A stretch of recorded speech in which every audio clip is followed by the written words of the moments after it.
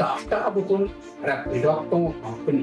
We decided that we would establish the factory in Calcutta. We unfortunately got embroiled in a political battle. এবং কোর্টে একটা case চলছে, কেসের ফয়সালা হয়ে গেলে অনিচ্ছুক কৃষকদের আমরা সেই জমি ফিরিয়ে দেবো। কলকাতা কেন্দ্র করে অনেক কিছু করা যাওয়ার কথা, অথচ তাদের বহিষ্কার করলো কে? মমতা ব্যানার্জি।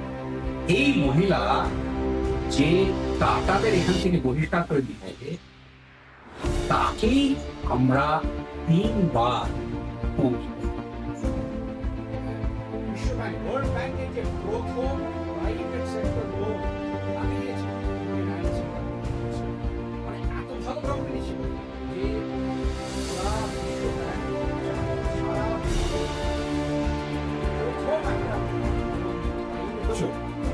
বামপন্থীরা এসে বাঙালি উদ্যোক্তাদের, বাঙালি বিনিয়োগকারীদের একেবারে শেষ করেছিল প্রথমেই।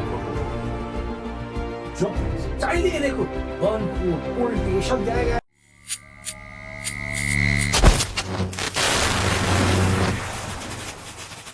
স্বাগতম ট্রাভেল পডকাস্টে। অন্যদিনের মধ্যে আবার আমি চলে এসেছি আজকের বিশেষ একটি অনুষ্ঠান, পশ্চিমবঙ্গের ভবিষ্যৎ।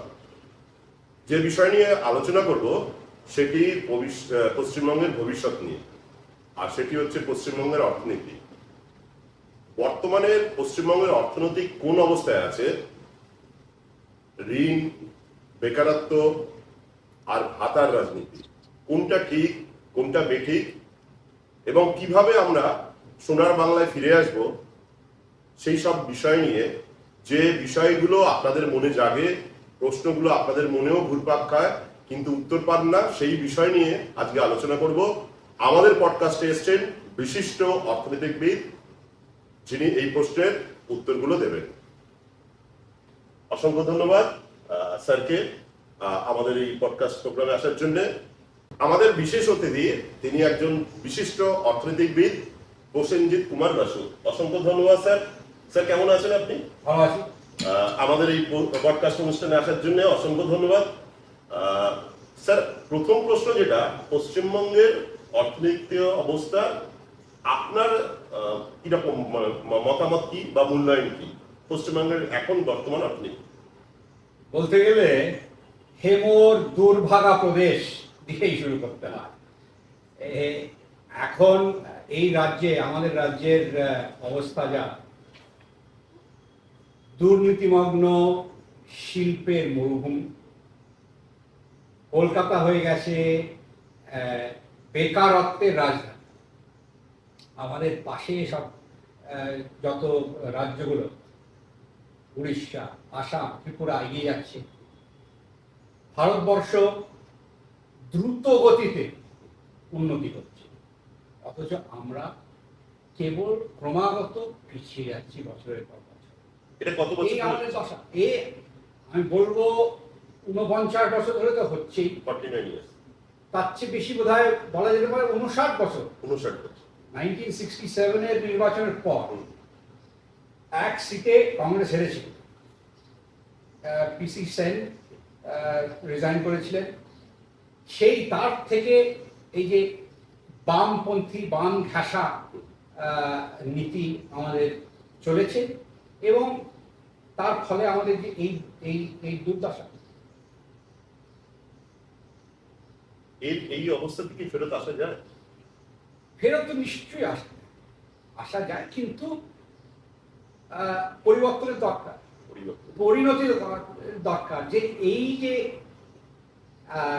উদ্যোক্তাদের বিরোধিতা চলছে, হ্যাঁ, এখানে আমরা যদি সত্যি দেখতে চাই, 200 বছর আগে দ্বারকানাথ ঠাকুর ছিলেন বিশ্বের সবচেয়ে বিত্তশালী একজন উদ্যোক্তা। উনি স্থাপন করেছিলেন রানীগঞ্জের কয়লা খনি, এবং সেটি হয়ে গেছিল এই দেশের সবচেয়ে বড় কোল মাইন। প্রথম কি ওটা? প্রথম রানীগঞ্জের কোল মাইন করেছিলেন দ্বারকানাথ। তারপর ভারতের প্রথম চায়ের কোম্পানি, তার নাম এখনো রয়েছে, আসাম কোম্পানি, আচ্ছা, স্থাপন করেছিলেন দ্বারকানাথের একজন পার্টনার। তারপর উনি করেছিলেন জাহাজ। জাহাজ, তো পরে আচ্ছা। প্রথমে করেছিলেন সিল্ক, সিল্ক, সল্ট, সুগার, এই সব জিনিসের উৎপাদন আচ্ছা। তার জমিতে করে শুরু করেছিলেন, আর প্রত্যেকটি বিরাট উন্নতি করেছিলেন। তারপর উনি পৃথিবীর সবচেয়ে বড় শিপিং কোম্পানি করলেন এবং ভারতের সবচেয়ে বড় ব্যাংক স্থাপন করলেন, ইউনিয়ন ব্যাংক তার নাম। তো আমি বলি সেকালে উনি একজন এখন যাকে বলে প্রাইভেট ইকুইটি, যে প্রাইভেট ইকুইটির একজন উদ্যোক্তা ছিলেন প্রথম। উনি কি করতেন, একটা বিরাট একটা উৎপাদন শুরু করতেন, আর 10-15 বছর পর তাকে গড়ে আচ্ছা। যখন দৃঢ় হয়ে গেছে তখন বিক্রি করে দিত, যেমন প্রাইভেট ইকুইটি যারা এখন করে স্টার্টআপ কোম্পানি, সেই জিনিসটা তৈরি করত। কত বছর আগে? কিন্তু ওই যে রানীগঞ্জের যে কোল খনি শুরু করেছিলেন, মানে কয়লা খনি, সেই কোম্পানিটা উনি বিক্রি করে দিয়েছিলেন। পরে যখন কোল ইন্ডিয়া স্থাপন হয়, ন্যাশনালাইজ হয় সব কোল মাইন, সারা দেশের যত কোল মাইন ছিল সব ন্যাশনাল হয়ে গেছিল।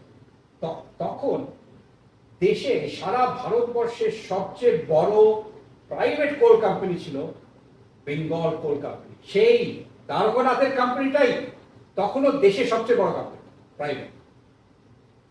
উনি সেটা দান করে গেছেন। আর তারপর তার শিপিং ছিল, ব্যাংক ছিল।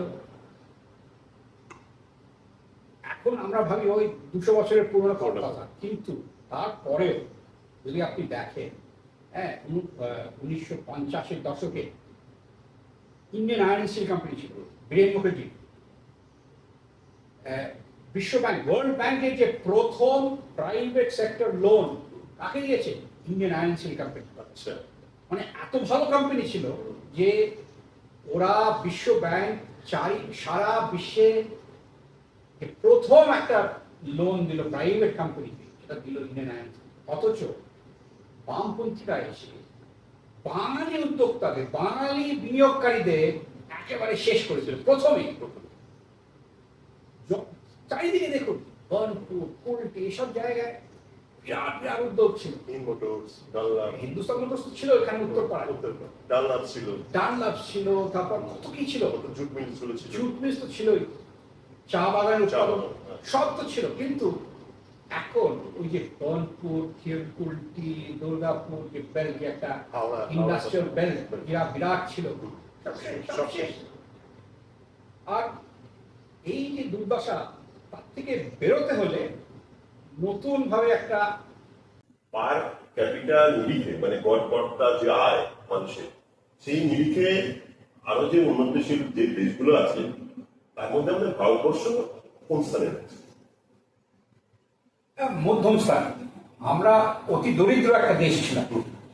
আমাদের যা মাথা পিছু আয়, সেটা মানে পৃথিবীর সবচেয়ে নিম্ন স্থানে ছিল। আচ্ছা, কিন্তু এই যে 1900 সাল থেকে 1990 সাল পর্যন্ত যা অবস্থা হলো, তাতে যতদিন এই নেহেরু পরিবারের রাজত্ব ছিল ততদিন, মানে সেই কালে আপনি যদি দেখেন, তাহলে ভারতীয়দের মাথা পিছু আয় পার ক্যাপিটা ইনকাম পৃথিবীর তুলনায় কমে গেছে। তার মানে হলো, অর্থাৎ হলো যে গড়পড়তা ভারতীয় বা অ্যাভারেজ ভারতীয়, তার আয় পৃথিবীর গড়পড়তা মানুষের তুলনায় ক্রমাগত কমে যাচ্ছে এবং আমরা পৃথিবীর তুলনায় আরো বেশি দারিদ্র হয়ে যাচ্ছে। এই অবস্থা থেকে আমরা এই গত 35 বছরে অনেকটা বেরিয়ে এসেছি এবং আমাদের যে মাথাপিছু আয় তা পৃথিবীর তুলনায় অনেক দৃঢ় গতিতে এবং দ্রুত গতিতে বেড়েছে, এগোচ্ছে এই 35 বছর। ফলে এখন আমরা আমাদের পুরো অর্থনীতি চতুর্থ স্থানে পৌঁছে গেছে এবং খুব শীঘ্রই 1 বছরের মধ্যে আমরা 3য় স্থানে পৌঁছব। জিডিপি বা অর্থনীতি পুরোটা নিয়ে আমাদের 3য় স্থানে আমরা পৌঁছব, কারণ এই 35 বছরে অনেক উন্নতি হয়েছে। গত 12 বছরে আরো বেশি উন্নতি হচ্ছে। যখন মোদী প্রধানমন্ত্রী হয়েছিলেন তখন আমরা 11ই স্থানে ছিলাম। ধীরে ধীরে আমরা আমাদের অর্থনৈতিক স্থান এখন 4র্থ হয়েছে এবং এবছরের মধ্যে আমরা 3য় স্থানে। যে প্রক্রিয়াগুলো মোদী সরকার নিয়ে এসেছে আমাদের নাগরিকদের, তাদের প্রথম হচ্ছে যে প্রথম প্রক্রিয়া হলো জনধন যোজনা, যাতে প্রত্যেক পরিবারের একটা ব্যাংক অ্যাকাউন্ট। এটা একটা অবাক হওয়ার কথা যে 2014 সালে যখন মোদী এসছেন প্রধানমন্ত্রী, তখন ভারতের প্রত্যেক পরিবারে একটা ব্যাংক অ্যাকাউন্ট ছিল। এখন সবাই ব্যাংক অ্যাকাউন্ট হয়েছে, ফলে তাকে ডাইরেক্ট বেনিফিট ট্রান্সফার করা হচ্ছে। আরেকটা হচ্ছে যে মোদী সরকারের প্রক্রিয়ার মধ্যে প্রত্যেক পরিবারের বিদ্যুৎ সংযোগ হোক, প্রত্যেক পরিবারের রান্নার গ্যাসের সংযোগ হোক, প্রত্যেকের একটা করে টয়লেট হোক, নিজের বসবাস স্থানে কিংবা স্কুলে। ফলে স্যানিটেশনের একটা বিরাট একটা উন্নতি হয়েছে। এইসব করে অনেকটা আমরা উন্নতি নিয়ে আসতে পেরেছি। কিন্তু আমার মতে পূর্ব এশিয়ার উদাহরণ দেখে শ্রম নিবিড় উৎপাদন খুবই প্রয়োজন। শ্রম নিবিড় উৎপাদন যদি আমরা করতে পারি, তাহলে লক্ষ লক্ষ কোটি কোটি মানুষের চাকরি হবে, ভালো দৃঢ় চাকরি পাবে এবং তারা উৎপাদন করতে শিখবে, তাদের স্কিলস উন্নতি হবে এবং তা যদি করতে পারি তাহলে আমরা সত্যিকারের বিরাট উন্নতি করব। যেমন জাপান, কোরিয়া, তাইওয়ান, পূর্ব কোরিয়া থেকে দক্ষিণ কোরিয়া, তাইওয়ান এবং জাপানে যেরকম উন্নতি হয়েছে সেরকম উন্নতি আসতে হবে। শ্রম নিবিড় উৎপাদনের প্রয়োজন।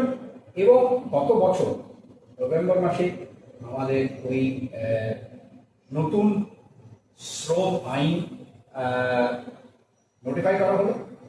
ফলে এবার সারা দেশে শ্রম নিবিড় উৎপাদন করার খুব সম্ভাবনা হয়েছে এবং আমার মতে সেটা পশ্চিমবঙ্গেও নতুন সরকার তাতে অনেকটা করা উচিত, ধ্যান দেওয়া উচিত, যাতে এখানে খরচ, শ্রমিকদের দর এবং জমির দর অনেক কম, সেখানে কম খরচে উৎপাদন করার প্রক্রিয়া করা উচিত এবং একটা বিরাট একটা সুযোগ আছে। আপনি তো অনেক বছর বাইরে ছিলেন, কিন্তু এখানেই মানুষ হয়েছেন, এখানেই পড়াশোনা সবকিছু। পশ্চিমবঙ্গের সোনার দিনগুলো আপনি দেখেছেন, আবার এখন খারাপ দিনগুলো দেখছেন। খারাপ অবস্থা বলবো না, কিন্তু অর্থনৈতিক অবস্থা আমার মনে হয় আগের থেকে অনেক খারাপ। তো সেই সোনার দিনগুলো ফিরিয়ে নিয়ে আসতে গেলে কি করতে হবে? প্রথমত আইন শৃঙ্খলা দরকার। আইন শৃঙ্খলা বজায় রাখা সবচেয়ে প্রয়োজনীয়। আর অর্থনৈতিক দৃঢ়তা যদি ফিরে আনতে হয়, তাহলে বিনিয়োগের পরিবেশ অনেকটা ইমপ্রুভ করতে হবে। তো এইগুলো করতে গেলে আরেকটা জিনিস আমি প্রথম থেকে বলবো, সেটা হলো যে এই আমাদের রাজ্যে সব জিনিসের খরচ অনেক কম। জমির খরচ অনেক কম, দিল্লি বা বম্বে বা ব্যাঙ্গালোরের তুলনায় অনেক কম। আমাদের এখানে শ্রমের দর অনেক কম। ফলে শ্রম নিবিড় উৎপাদন যদি কোনো জায়গায় হতে পারত, এইখানে এখানে তো প্রথমে হতে পারত।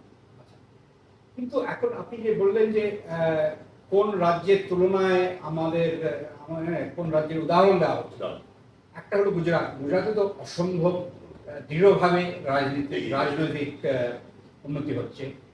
তারপর কয়েকটা আছে যেমন কর্ণাটক, মহারাষ্ট্র, তামিলনাড়ু, উড়িষ্যাও এগিয়ে যাচ্ছে। উড়িষ্যা আমাদের প্রতিবেশী যারা, উড়িষ্যা, আসাম। এখন যদি দেখেন আসামে তো 1979 সাল থেকে একটা বিরাট একটা আন্দোলন চললো, প্রায় 90 দশকের শুরু পর্যন্ত সে আন্দোলন চলছিল। ধীরে ধীরে এই 10 বছরে আইন শৃঙ্খলা ফেরত নিয়ে আসা হয়েছে এবং কত বছর সেমি কন্ডাক্টরের একটা কারখানা স্থাপন হলো আসামে। আচ্ছা, ভেবে দেখুন, গুজরাটে তো হলোই, কিন্তু গুজরাট ছাড়া আরেকটি জায়গা হলো, সেটা হলো আসাম। আমার একজন বন্ধু সিঙ্গাপুরের বন্ধু গ্লোবাল সেমিকন্ডাক্টর কোম্পানিতে কাজ করতো, সিঙ্গাপুরে ছিল অনেক, মানে প্রায় 25 বছর ধরে কাজ করতো। আমি তার জন্মদিনে আমি একবার তাকে একটা মেসেজ পাঠালাম, বললাম কেমন সিঙ্গাপুরে, কেমন সব অবস্থা কেমন। আমি তো সিঙ্গাপুরে নেই, আমি তো আসামে। সেই হ্যাঁ, আমি তো আসামে টাটা সেমিকন্ডাক্টরের এতে কাজ করছি। গ্লোবাল সেমিকন্ডাক্টর ছেড়ে এসে গেছে আসাম।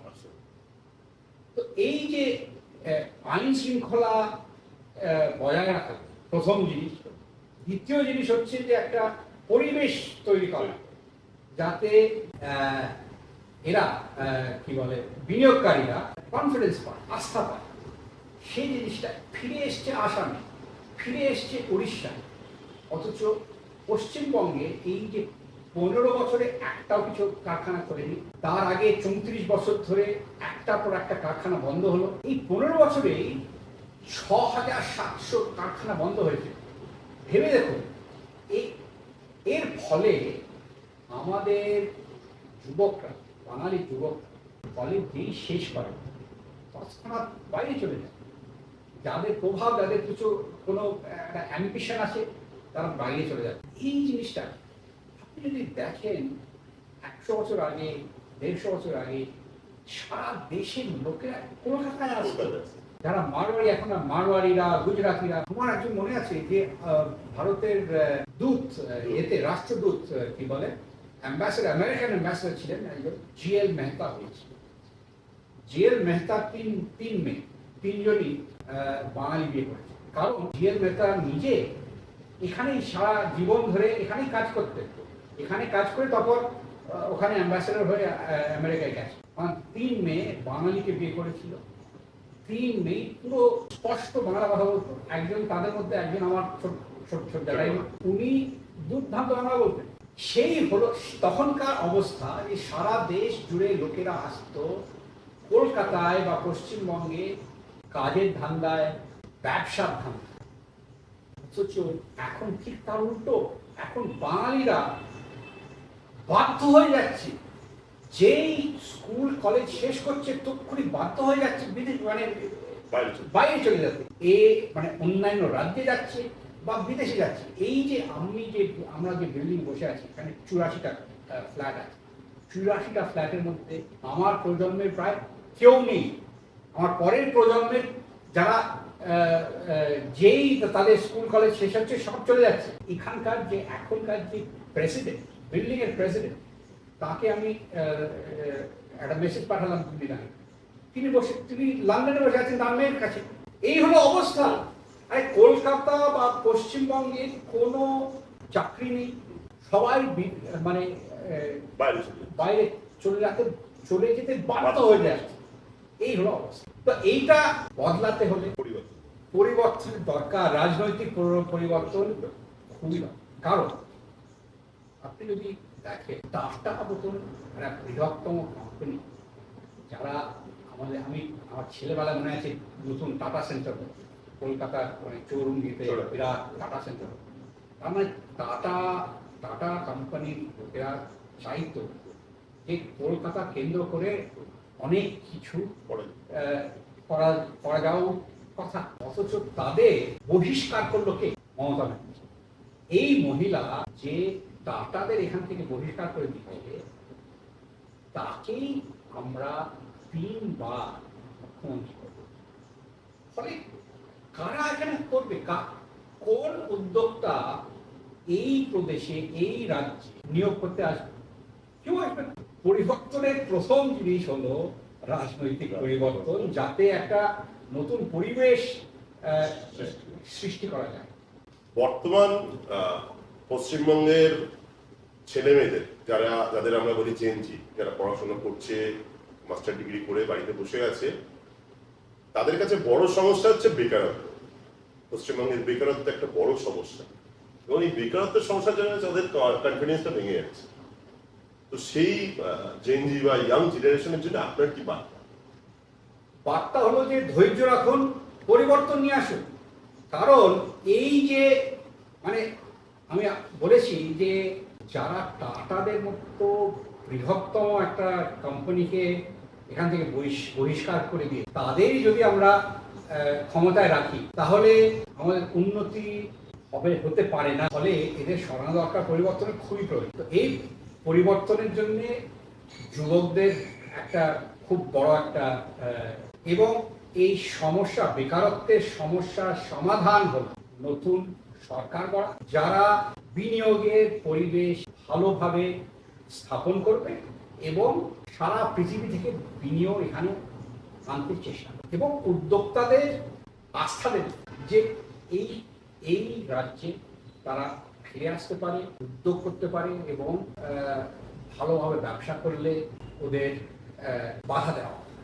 এইটুকু মানে এত সোজা ব্যাপার, অথচ এটা আমরা প্রায় 50 বছর ধরে করতে পারছি। একটা সরকার ছিল, তারা লক্ষ লক্ষ কোটি টাকা ঋণ রেখে গেছে পশ্চিমবঙ্গ সরকারের ঘাড়ে। তারপরে আরেকটা সরকার এসছে যারা পরিবর্তন করবে বলেছিল, তারাও লক্ষ লক্ষ কোটি টাকা ঋণের বোঝা ঘাড়ে দিয়ে গেছে সরকার। এর থেকে বেরোনোর কোনো রাস্তা আছে? হ্যাঁ, একটাই রাস্তা আছে। ঋণ জাল থেকে বেরোতে হলে কর রাজস্ব বৃদ্ধি দরকার। কর রাজস্ব বৃদ্ধি একভাবেই হবে, সেটা হলো রাজনৈতিক পরিবর্তন, রাজনৈতিক উন্নতি যদি হয়, চাকরির বৃদ্ধি যদি হয়, লক্ষ লক্ষ কোটি কোটি চাকরি, প্রাইভেট সেক্টরের চাকরি যদি এখানে সৃষ্টি করা যায়, তাহলে কর রাজস্বের বৃদ্ধি হবে এবং ঋণ ধীরে ধীরে কমানো যাবে। যদি তা না হয়, তাহলে আমরা এই ঋণের জালে আরো বেশি ফাঁদে পড়ে যাব, যার থেকে বেরোনো আরো কঠিন হয়ে যাবে। ফলে এই যে 49 বছর ধরে আমরা যে দুর্দশার মধ্যে আটকে রয়েছি, তার থেকে বেরোনো।